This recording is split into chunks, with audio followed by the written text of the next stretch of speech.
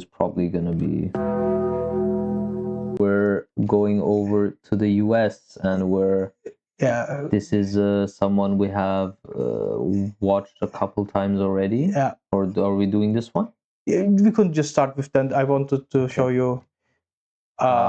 This is an very old person. Maybe someone still knows him.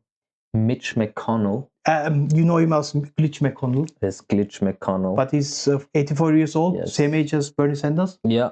But he fell to the floor, and then I never saw him again. Like, I thought he was dead. But I mean, even before that, he wasn't really seen a lot. I think he was just glitching. You ask him a question, and it's like me. I don't know English and dialect. But yeah, we will. Let's see. This is, of course, from epistemic crisis. Like, the guy have an infinite content glitch because there are so many politicians who are above 80 years old. Yeah. And they gave him like a content glitch. Oh, wait.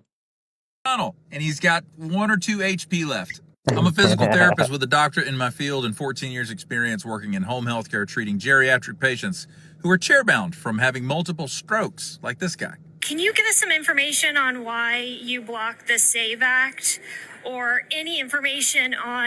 I don't think he can give you any information. No, you don't want to. No, I don't think that he can, even if he wanted to, he couldn't. But he's doing the alpha grant mindset, like he's going to work, or he was rolled to work. Thoughts on what Rep. Tim Burchett said about staffers running your office? Look at him being like, Any comments? Angela Merkel. Literally.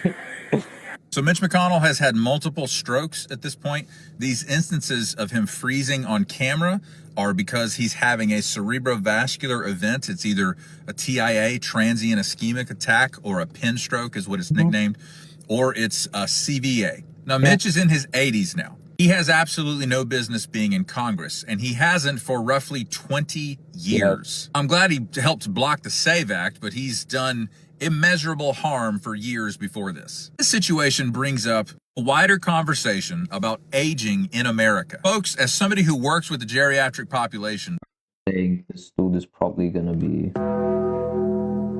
Yeah, he will not run for re-election, okay? But until November, it's not a lot of time for us, but for him... For him, that's like, that's a lot of time if he makes it. If he makes it until then. I mean, he has 1 HP left, but nobody forced him to be a senator, like, just retired 20 years ago, and you had enough money. But literally, he could have retired 20 years ago, and he would have lived his best life. Yeah, with family, friends, he could travel, everything fine. Now he said, "No, I have to keep this position. I have to keep making people's lives hard and protecting pedophiles." Yeah, great. The truth is, America doesn't give a flying fuck about old people. We refuse to fund all the entitlement programs robustly enough and amply enough to make sure that our elderly population is actually taken care of. We have scores of nursing homes everywhere that are far too expensive. And you need to keep in mind that the idea of farming out elder care to facilities that you pay out of pocket for, that's a foreign concept to many other cultures. So many other cultures do elder care in their own home. It's a cultural expectation that your house, you'll be living in it with your spouse, your children, and your older relatives. And whatever needs to be done for those people can be handled in the family. Only in America have we developed this new idea of casting off the elderly to a facility. But even so, people should not be in elected office beyond the age of 65. I'm sorry. Hot take in America. Like, I thought you have to be 65 at least years old to be in Senate or Congress.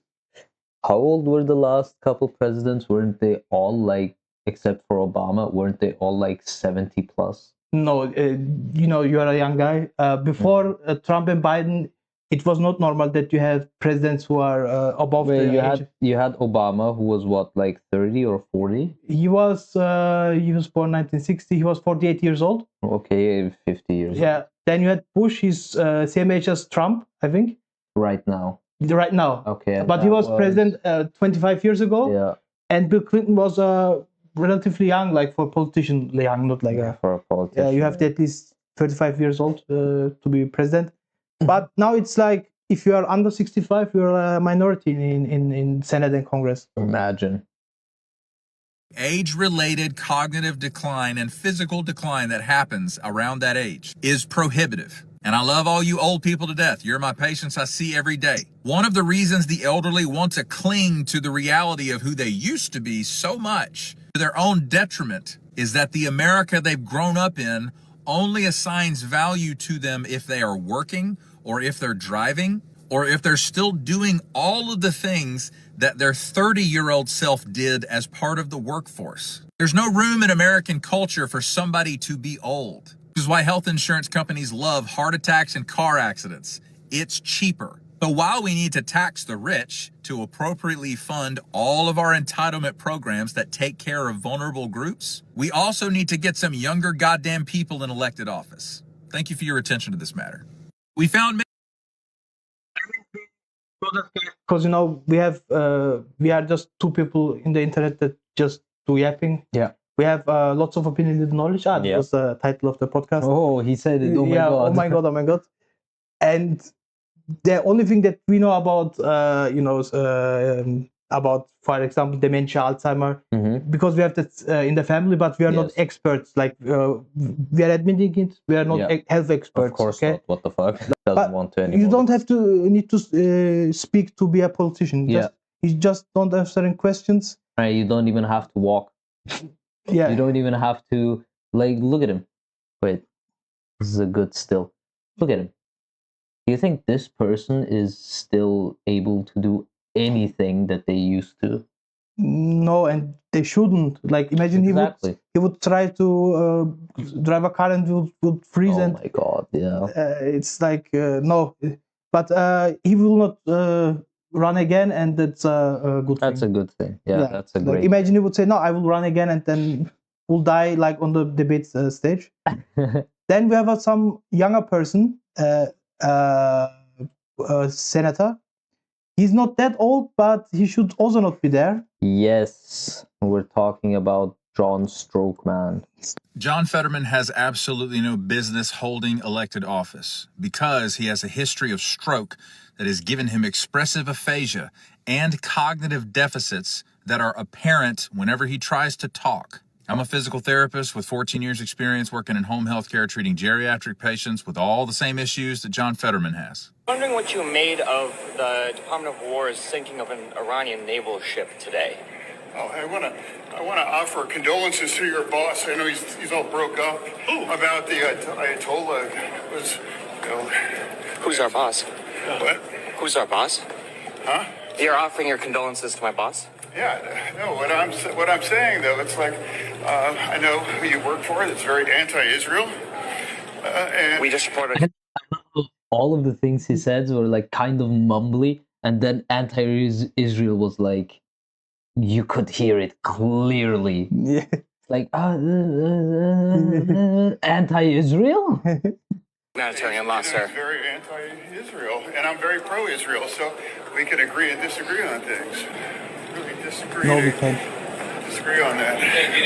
Did you hear him say, we just have to disagree to disagree? He was trying to repeat the phrase, agree to disagree, from earlier in the conversation. It's expressive aphasia. Also, do you hear his breathing? It seems like he's constantly out of breath, most likely because he's not in good physical condition. He is historically non-compliant even with cardiac medications, which led to the most recent episode where he fell over, passed the fuck out from a ventricular tachycardia episode, and his implanted defibrillator shocked him back to life. And he smacked his head on the damn pavement and had to get stitches. This is the guy whose own chief of staff wrote a letter to Walter Reed Hospital's administration saying, Senator Fetterman is in a dangerous place because he will not listen to anyone. John, if you see this video, fucking resign, buddy. You have no business in elected office. Thank you for your attention to this matter. I don't understand why the subtitles are John Fetterman has absolutely no business holding elected office because Senator Fetterman is in a dangerous place because he will not listen to anyone. John, if you see this video, fucking resign. Resign, buddy. Yeah, that's you have no business in elected office. The Dow is under 50, so we can Dow is over 50K. It's so good. Everything's going great. Did you see how far up the Dow is? And this was So questioning great. about the Epstein files. Yeah, it's Like if the Dow is insane. under 50,000, then you can Yeah, talk about. then we can go after the Epstein people. But if the Dow is about 50,000, Then we can't. No. yeah. I mean, John Fetterman could be president. Like the president have same cognitive problems. I think he could have been if he could have been before his stroke. Yeah. Then he could have had the stroke while in office, and he would have kept being president. Yeah, we see that now with Trump. He was like 2 years ago. You could say his few NPC sentences like. No, I mean it started. It started a bit ago. 2 years ago, he was already like in the middle of it. It wasn't that bad. I mean, of course, he's rich. He can afford good doctors and good medicine. Yeah. But even in his first term, like the way he talked always reminded me of just an old person mumbling about something that just came to them. Yeah. Like a bit like early, signs of dementia. Yeah, I mean, there was an email in the Epstein files. Yeah. That said, what the fuck is wrong with Trump? He don't remember people that he know, and that was 10 years ago.